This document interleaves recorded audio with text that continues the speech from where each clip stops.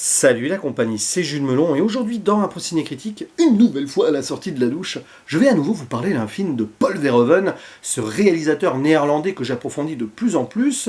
Et ici je vais m'arrêter sur un cas particulier de sa carrière puisqu'il s'agit, à date tout du moins, de son tout dernier long métrage hollywoodien sorti en l'an 2000, Hollow Man, l'homme sans ombre. Petit rajout en français, alors qu'on aurait pu traduire éventuellement Hollow Man par l'homme creux, l'homme vain, l'homme vide, ou pourquoi pas l'homme invisible, puisqu'il s'agit ici d'une relecture du roman célèbre de H.G. Wells, qui a eu plein d'occurrences au cinéma, que ce soit dans les années 30, une version de John Carpenter, dont j'ai parlé il y a quelques mois sur la chaîne, et puis aussi The Invisible Man, récemment. Et ici, donc, dans le rôle principal de cet homme qui va disparaître à nos yeux, mais pas vraiment, nous retrouvons Kevin Bacon, et à ses côtés, Elizabeth Shue, que vous avez pu apprécier dans Retour vers le futur 2 et 3. Il y a également Josh Brolin, bien avant qu'il ne soit Thanos, et après les Goonies, Kim Dickens, Greg Grunberg, et là, l'un des meilleurs amis de J.J. Abrams, que j'avais découvert en tant que pilote d'avion dans Lost. C'est aussi la présence de Joey Stotnick et de William Devane, peut-être l'acteur américain qui a le plus interprété le président des États-Unis, je crois au moins à 4 reprises durant sa riche carrière. Et donc, l'histoire ici est assez simple. On va suivre un scientifique nommé Sebastian Kane, qui travaille avec son équipe sur la possibilité de rendre les choses invisibles, et notamment les créatures vivantes. Et après un test enfin réussi sur un gorille, même si ça a été laborieux, il veut très rapidement passer à la vitesse supérieure, parce que il se sent en mode génie, il veut le prix Nobel, bref, l'obsession du scientifique, le God Complex, comme on peut dire, il a envie de devenir une sorte de dieu, et pour cela, quand même, il doit attendre l'aval du Big Boss. Mais il est très pressé, donc il décide de se servir de lui-même comme cobaye humain, donc pour faire des premiers tests. Il va donc devenir invisible.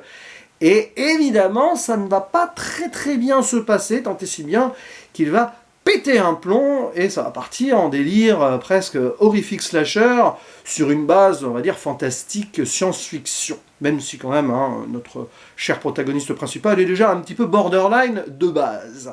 Et il faut savoir que ce film est l'un des moins appréciés de la carrière de Paul Verhoeven, lui-même l'a un petit peu rejeté. Il était en fin de carrière, clairement en fin de course, plutôt niveau Hollywood. Après, voilà, il a eu une renaissance fort sympathique ces dernières années, récemment avec Benedetta, par exemple, l'an passé. Et donc, là, on sent qu'il est presque désabusé. Et, bon, il accepte de faire ce film, qui voulait plus mainstream, moins violent, avec moins de sexe.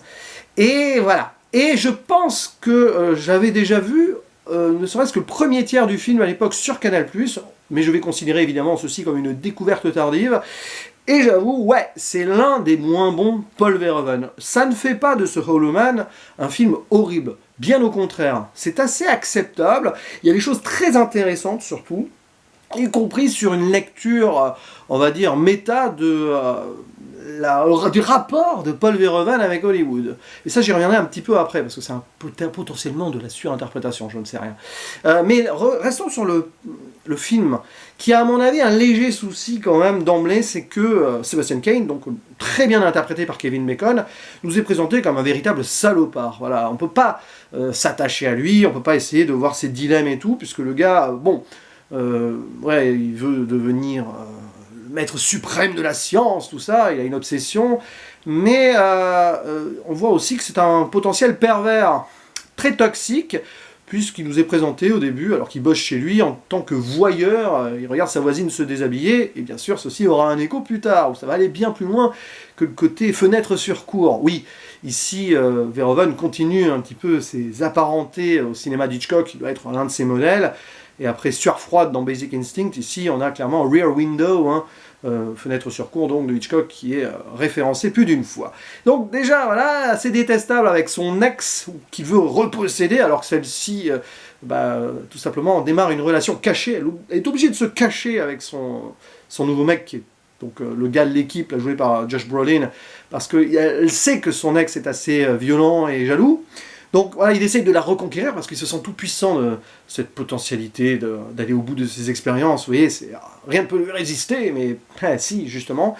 Et ça va construire encore plus sa haine, et quand ça va mal se passer sur lui, forcément, non seulement il va essayer d'en profiter, et du côté toxique masculin à mort, mais aussi psychologiquement être totalement renversé de l'autre côté jusqu'à une descente aux enfers qui est très finale et brutale d'ailleurs sur l'une des dernières scènes du film, clairement. Donc, la construction est compliquée. On est déjà avec quelqu'un de détestable, qui le sera d'autant plus. Mais c'est compréhensible. C'est pour nous montrer qu'ici, les dérives de la science et aller trop loin, déjà à la base, c'est qu'il y a le germe de quelque chose qui ne va pas avec ce personnage qui ne peut pas en fait prendre des bonnes décisions. Ce qui peut être intéressant à la rigueur, c'est le point de vue de Linda, donc son ex, qui va essayer qui anticipe et qui se rend compte très vite que ça va mal se terminer. Et donc voilà. Après, le problème, c'est que Verhoeven insiste trop sur cette relation qu'elle entretient avec Matt, son nouveau mec. C'est long, c'est un peu pénible, voilà, quand ils sont au lit ensemble, on a compris tout ça pour faire un écho avec une scène plus tard. Je veux bien, mais ce film a des longueurs, et voilà. Cependant, sur les effets spéciaux, c'est super bien maîtrisé. Paul Verhoeven se fait plaisir, il aime bien jouer avec cela. On l'a vu dans Total Recall, ici c'est l'upgrade, forcément, avec un homme invisible. Ils ont tourné ça de façon assez intéressante, en 2 temps, avec d'abord la présence de l'acteur avec une combinaison, donc Kevin Bacon, puis après sans, puis ils ont joué un peu là-dessus. Donc il a fait joujou, Paul Verhoeven, avec ce film. Je pense que c'est pour cela aussi qu'il est allé au bout du projet, parce qu'il s'est amusé techniquement. Sur la mise en scène, d'ailleurs, ça reste du bon Verhoeven, avec une caméra très fluide, des moments assez tendus psychologiquement, il n'y a pas de souci.